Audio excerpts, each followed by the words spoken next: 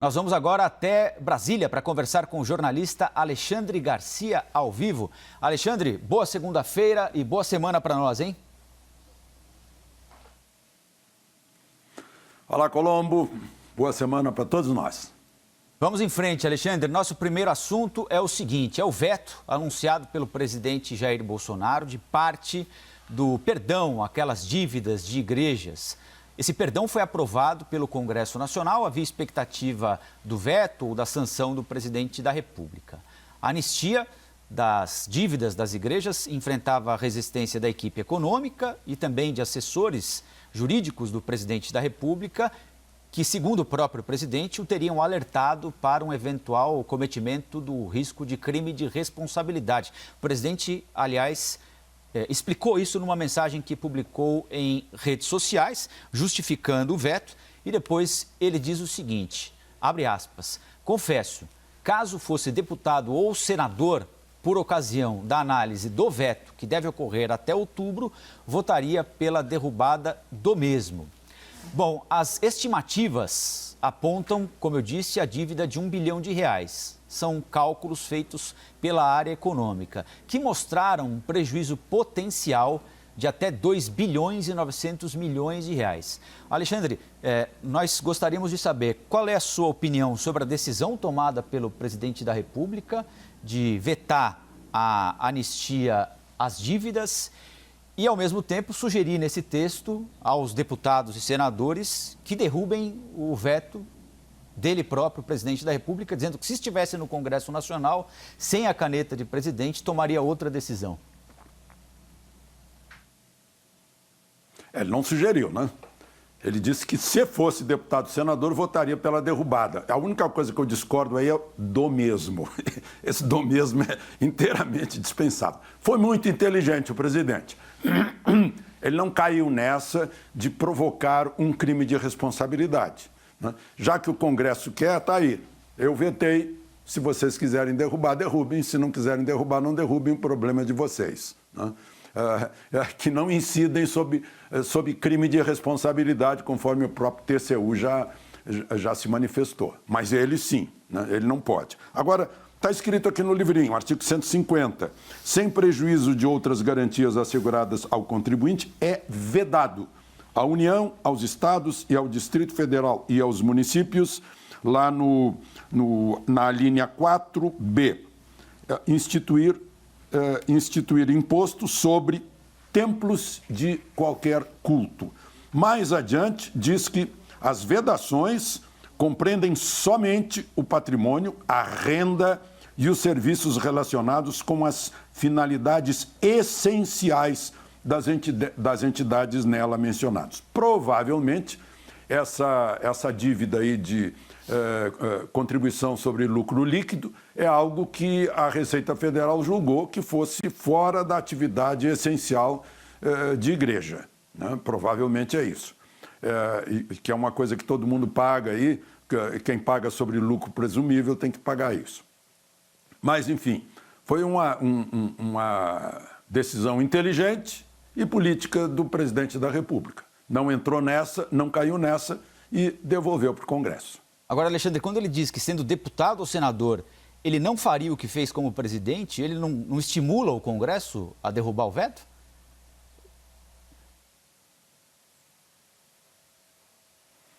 Não, ele está dando uma posição pessoal dele. Se eu estivesse aí, eu derrubaria.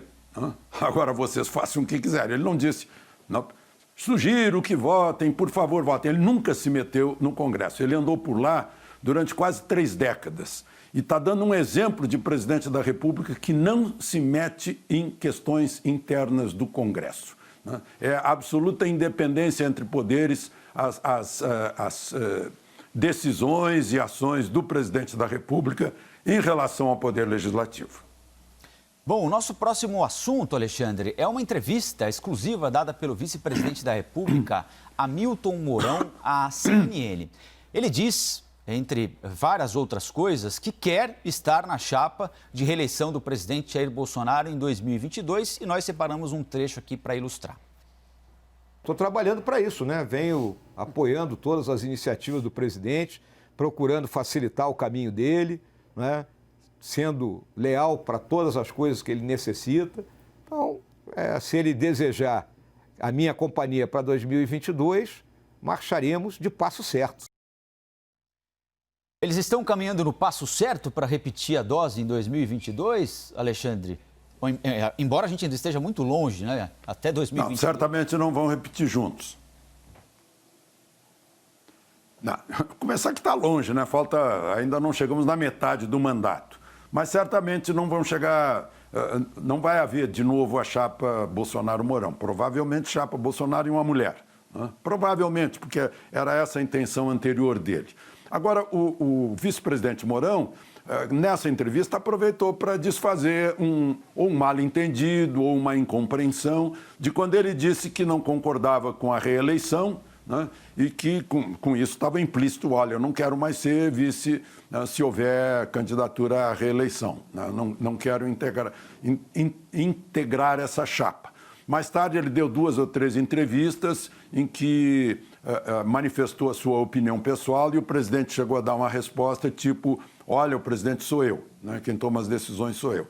Então, para desfazer esse mal-entendido, essa interpretação, né? Nessa entrevista ele aproveitou para deixar bem claro, olha, se o presidente quiser eu vou, né? Porque eu sou leal a ele. Né? Agora, se ele não quiser eu não vou, né? É a recíproca. Então, é isso, esclareceu-se lá dentro, né? Dentro do palácio e do seu anexo, onde está a vice-presidência da República, uma interpretação que estava sendo, assim, fornecendo algum arranhão. Agora, essa chapa não vai ser repetida por uma incompatibilidade entre eles ou por uma conveniência política em 22, pelo presidente da República entender que uma mulher pode agregar mais à chapa? Qual é a pegada aí, Alexandre? O que é que vai pesar mais para essa alteração na chapa? Olha, eu volto a dizer, não chegou nem a metade, você mesmo disse, não chegou ainda a metade do mandato. Não adianta a gente entrar em detalhes aqui sobre como vai ser, como não vai ser, se a gente não tiver uma bola de cristal. Né? Então, vamos deixar que as águas, né, corram por baixo da ponte, porque muita água ainda vai correr por baixo dessa ponte. A Justiça do Trabalho permitiu que as aulas presenciais nas escolas particulares no Rio de Janeiro sejam retomadas a partir de hoje. Aí houve uma outra decisão da Justiça proibindo as aulas nas escolas particulares na capital. Então hoje o quadro é aulas particulares no estado do Rio autorizadas, com exceção das escolas particulares na capital. E essa discussão judicial não acontece só no Rio de Janeiro, mas de uma forma ou de outra em todo o país, ou discussão judicial, ou discussão política, como acontece em São Paulo, em que o governo estadual permitiu a volta das escolas em vários municípios, mas a capital diz que só vai voltar depois de um inquérito sorológico e esse inquérito só deve ter o resultado divulgado na semana que vem. Enfim, ninguém sabe exatamente o que vai acontecer. É um debate, não é, Alexandre, que envolve a segurança dos alunos, dos professores, dos funcionários das escolas. Ninguém sabe se as escolas públicas vão conseguir manter ou oferecer aos seus alunos os mesmos protocolos de segurança que estão sendo oferecidos ou prometidos pelas escolas particulares. E no meio disso tudo ficam estudantes, pais, sem saber exatamente o que vai acontecer. Qual é o cenário que você vislumbra para o curto prazo neste assunto, Alexandre?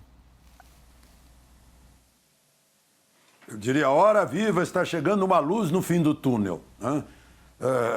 Educação é uma atividade essencial. Sem educação, sem educação não há salvação.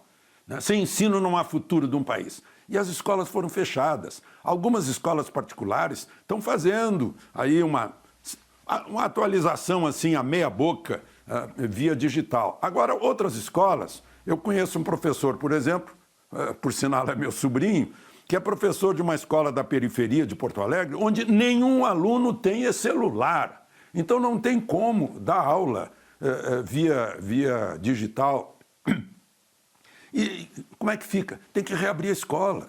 Todo mundo sabe, a não ser os disseminadores do pânico, né, que criança está praticamente imune a esse vírus. Né? Quando pegava o vírus da gripe, ninguém tinha chilique por causa disso. Está na hora de reabrir a escola, sim, é atividade essencial. né? Nós vamos roubar um ano de formação de crianças, roubar um ano do país. O país já está atrasado em ensino, em educação, no PISA. O deputado Osmar Terra fez um levantamento de algo óbvio, né? Porto Alegre, por exemplo, no ano de 2019 até 31 de agosto, teve mais mortes que no ano de 2020. E todas as escolas estavam abertas e todas as lojas estavam abertas e todas as atividades seguiam normais, né? As pessoas morriam de doenças pulmonares, de gripe, etc., mas não houve isso. Então, eu acho que sim, que está na hora de, claro, cada município avaliar, cada estado avaliar e reabrir as escolas. Porque eu imagino que nem os pais estão aguentando em casa, né? Principalmente quem mora em apartamento, né? Manter as crianças isoladas. E vamos acabar com a hipocrisia, né? Praia cheia. Aqui em Brasília, o Pontão, que é um ponto turístico, ontem as pessoas que estavam lá me disseram que estava cheio e sem máscara, né? As academias de ginástica no Rio de Janeiro reabriram, mas a escola não pode reabrir. Então, acho que está na hora. Há um outro assunto importante para a gente tratar aqui no Liberdade de Opinião com o Alexandre, que é a expectativa, Alexandre Garcia, para a data do depoimento do presidente Bolsonaro naquele caso da suposta interferência do presidente na Polícia Federal, denúncia formulada pelo ex-ministro Sérgio Moro.